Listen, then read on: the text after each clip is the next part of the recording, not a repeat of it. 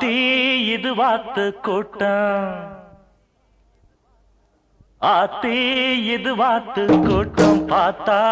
இவாளு மட்டம் போட்டா ஒரு ஆட்டம் பாட்டம் சொல்லுறத கேளு நீ வேற